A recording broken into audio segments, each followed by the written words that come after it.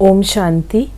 आज 22 जून 2022 है और आज प्यारे बाबा के साकार रूप से चले हुए मधुर महावाक्यों को स्पष्ट करेंगी आदरणीय आशा दीदी। ओम शांति दीदी। ओम शांति। बाबा ने कहा, मीठे बच्चे, बाप स्वर्ग का फाउंडेशन लगा रहे हैं। तुम बच्चे मददगार बन अपना हिस्सा जमा कर लो। ईश्वरीय मत पर चल श्रेष्ठ प्रारब्ध बनाओ। बाबा इसको ओपन करता है कि मैं फाउंडेशन लगा रहा हूँ और मैं तो वहाँ राज्य नहीं करूँगा, राज्य तो तुमने करना है। इसलिए आप अपना जो कंट्रीब्यूशन है वो आप अपना जमा करो। कंट्रीब्यूशन क्या है? अपने तन मन धन समय संकल्प, इसका पुरुषार्थ जो है वो आप जमा करो तो आप राज्य अधिकारी बन सकते हैं। यानी जितना हम जमा करेंगे उतना हमारा वहाँ हिस्सा बनता जाएगा। बिल्कुल। प्रश्न है, बाप दादा को किन बच्चों की सदा तलाश रहती है?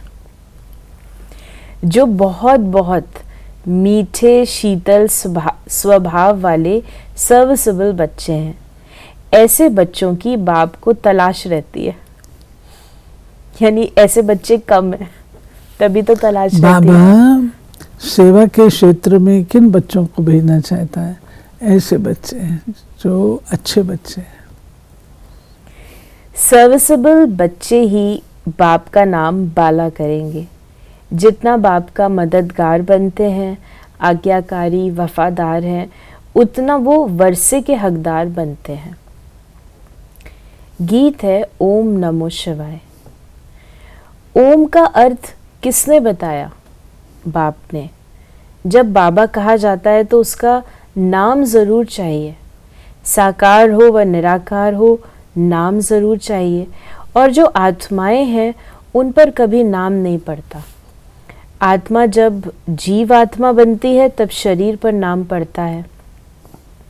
ब्रह्मा देवताए नमः कहते, विष्णु को भी देवता कहते, क्योंकि आकारी हैं तो आकारी शरीर का नाम पड़ा। नाम हमेशा शरीर पर पड़ता है। सिर्फ एक निराकार परमपिता परमात्मा है जिसका नाम शिव है। एक ही इस आत्मा का नाम है, बाकी सबका देह पर नाम पड़ता है। तो जब हम दीदी कहते हैं आत्मा का नाम सालीग्राम है, तो इन जनरल वो वास्तव में नाम नहीं है निराकार आत्मा का? निराकार आत्मा को सालीग्राम कहते हैं। अब जैसे हम ये तो नहीं कहेंगे, ज्योति बिंदु तो नहीं कहेंगे, निराकार आत्मा तो नहीं कहेंगे, कुछ तो नाम से पुकारे, ये सालीग्राम। फिर बाबा ने कहा कि परमात्मा का एक ही नाम चलता है, कभी बदलता नहीं। इससे सिद्ध होता है कि वे कभी जन्म मरण में नहीं आते। अगर खुद जन्म मरण में आवे तो औरों को जन्म मरण से छुड़ा न सके। अमर लोक में कभी जन्म मरण नहीं कहा जाता। वहाँ तो बड़ी सहज रीति से एक शरीर छोड़ दूसरा लेते हैं। मरना यहाँ है। सतयुग में ऐसे नहीं कहते कि फलाना मर गया। मरना शब्द दुख का है। वहाँ तो पुराना शरीर छोड़ दूसरा किशोर अवस्था का शरीर ले लेते हैं, खुशी मनाते हैं। फिर बाबा कहते ये जो शब्द हैं, जीना मरना, ये सब यहाँ के। वैसे भी देखिए, जब हम लोग कहते हैं किसी को, हमारे शब्द कितने अच्छे, कहते शरीर छोड़ दिया। लोग कहते हैं कि देखो आप लोगों की भाषा कितनी अच्छी है। ये नहीं कहते मर गया, शरीर छोड़ दिया। फिर बाबा ने हम बच्चों को कहा कि इस समय तुम हो ब्रह्मा वंशी ब्राह्मण, ब्रह्मा कुमार और कुमारियाँ। तो इसे भी आप स्पष्ट करें, क्योंकि हम जब ऐसे जनरली कहते हैं तो हम कहते हैं शिववंशी ब्रह्मा कुमार कुमारियाँ, और बाबा ने अभी जैसे कहा है कि ब्रह्मावंशी ब्राह्मण ब्रह्मा कुमार और कुमारियाँ। वो भी राइट और वो भी राइट। शिववंशी निराकारी रूप से है, ब्रह्मावंशी हमारे ब्राह्मणों के स्वरूप से है। ब्रह्मा का कोई ऐसा वंश नहीं होता, लेकिन हम मुखवंशावली उस हिसाब से। ब्रह्मा को इतने बच्चे हैं तो ज़रूर प्रजापिता ठहरा। ब्रह्मा विष्णु शंकर का बाप है शिव, उनको ही भगवान कहा जाता है। इस समय तुम जानते हो कि हम ईश्वरीय कुल के हैं। हम बाबा के साथ बाबा के घर निर्वाण धाम में जाने वाले हैं। बाबा आया हुआ है, उनको साजन भी कहा जाता है, परंतु एक्यूरेट संबंध में वो बाप है, क्योंकि वर्षा सजनियों को नहीं मिलता। उस समय ऐसी ही बात थी, अब तो मिलता है, उस समय नहीं थे। फिर बाबा ने कहा कि वो बाप टीचर सदगुरु है, इसमें चरित्र की क्या बात। कृष्ण के भी चरित्र नहीं है, वो भी बच्चा है, जैसे छोटे बच्चे होते हैं। बच्चे हमेशा चंचल होते हैं तो सभी को प्यारे लगते हैं। कृष्ण के लिए जो दिखाते हैं कि मटकी फोड़ी, ऐसा तो कुछ भी है नहीं। शिव बाबा का क्या चरित्र है वो तो तुम देखते हो कि पढ़ाकर पतित से पावन बनाते हैं। कहते हैं भक्ति मार्ग में तुम्हारी भावना पूरी करता हूँ, बाकी यहाँ तो मैं पढ़ाता हूँ। इस समय जो मेरे बच्चे हैं वही मुझे याद करते हैं और सबकी याद को भूल एक बाप की याद में रहने का प्रयत्न करते हैं। ऐसे नहीं कि मैं सर्वव्यापी हूँ, मुझे जो याद करते हैं मैं भी उन्हें याद करता हूँ। सो भी याद तो बच्चों को ही करेंगे। ये जो बाबा कहता है ये तो बहुत रेयर स्टेटमेंट है कि बच्चे मुझे याद करते हैं तो मैं भी उनको याद करता हूँ। जो याद करते हैं मैं भी उनको याद करता हूँ। तो बाबा वास्तव में कभी कहते हैं कि मैं क्यों तुमको याद करूं, मुझको तुमको याद करके क्या मिलेगा। लेकिन बाबा उन बच्चों को याद करते हैं जो कि लायक, जिनकी तलाश है उसको। यानी अगर हम अपने आप को उस लेवल का बनाते हैं, हमारी याद ऐसी है, तो बाबा भी ऐसे बच्चों को याद करते हैं। कई लोग परमात्मा को मालिक कहकर याद करते हैं, कहते हैं उस मालिक का नाम नहीं है। अच्छा भला वो मालिक कहाँ है? क्या वो विश्व का, सारी सृष्टि का मालिक है? परम पिता परमात्मा तो सृष्टि का मालिक नहीं बनता है। सृष्टि का मालिक तो देवी देवता बनते हैं। परम पिता परमात्मा तो ब्रह्मांड का मालिक है। ब्रह्म तत्व बाप का घर तो हम बच्चों का भी घर। ब्रह्मांड है बाप का घर, जहाँ आत्माएं अंडे मिसल दिखाते हैं। ऐसे कोई है नहीं। हम आत्माएं ज्योतिर्बिंदु वहाँ निवास करती हैं। फिर ब्रह्मांड से हम नीचे उतरते हैं पाठ बजाने के लिए। हम एक दो के पिछाड़ी आते रहते हैं। झाड़ वृद्धि को पाता रहता है। बाबा है बीज रूप, फाउंडेशन देवी देवताओं का कहें व ब्राह्मणों का कहें। ब्राह्मण बीज डालते हैं। डेटिज्म अर्थात स्वर्ग का फाउंडेशन लग रहा है। तो इसे थोड़ा सा स्पष्ट करें कि कई बार जो फाउंडेशन की बात कही, बाबा है बीज रूप, फाउंडेशन देवी देवताओं का कहें व ब्राह्मणों का कहें। यानी जब हम फाउंडेशन कहते हैं, ब्राह्मण देवी देवता दोनों का, ब्राह्मण देवी देवता का। फाउंडेशन अर्थात रूट्स। फाउंडेशन ब्राह्मण, इसका हमारा नाम भी पूरा हमारे धर्म का है, ब्राह्मण देवी देवता धर्म।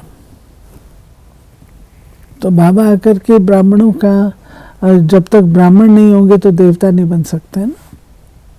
डेटिज्म अर्थात स्वर्ग का फाउंडेशन लग रहा है। जितना जो मददगार बनेंगे उतना वो अपना हिस्सा लेंगे, नहीं तो सूर्यवंशी कैसे बने। अभी तुम वो ऊंच प्रारब्ध बना रहे हो।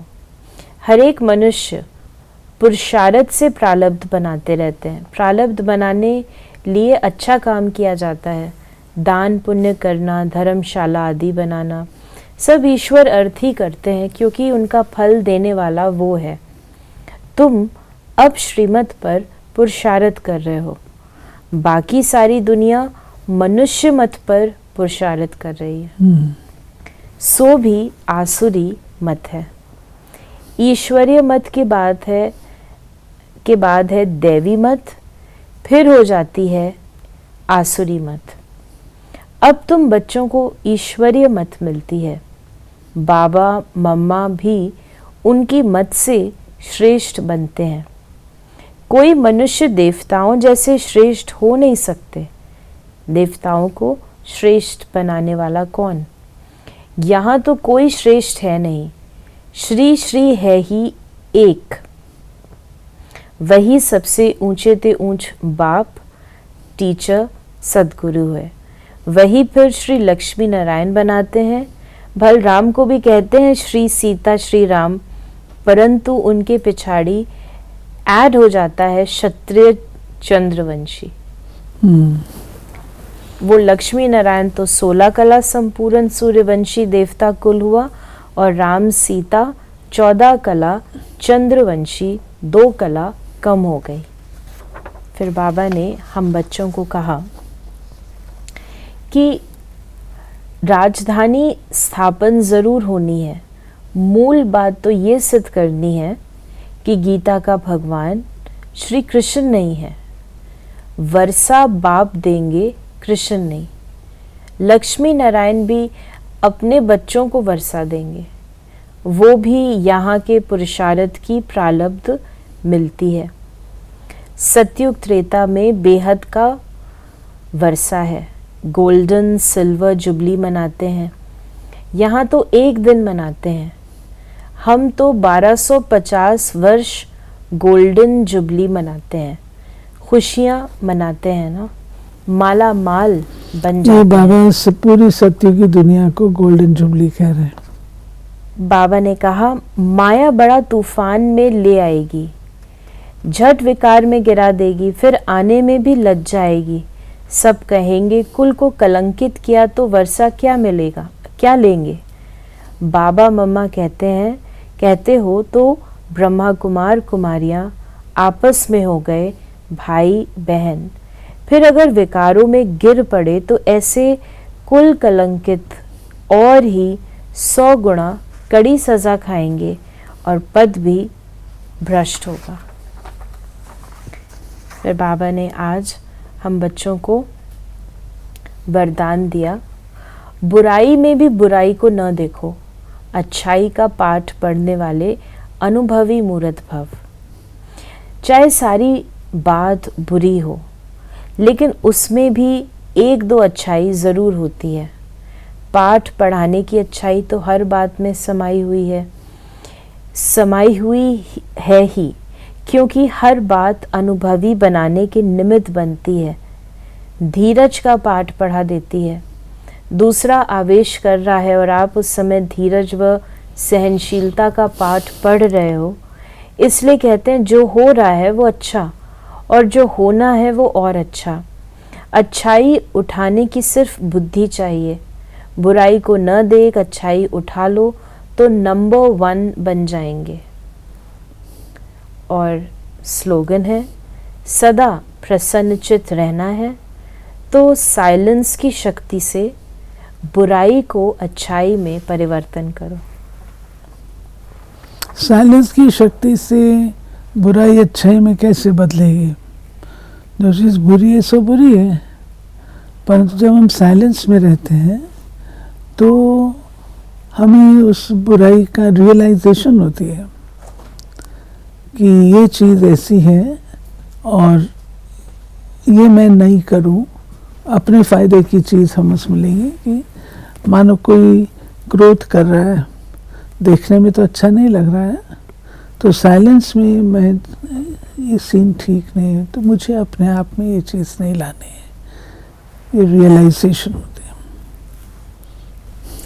तो ये थे बाबा के आज के मधुर महावाक्यों का स्पष्टीकरण। यदि आपके मन में कोई भी सवाल है तो मैसेज या व्हाट्सएप मैसेज करें 8826599309 पर। ओम शांति।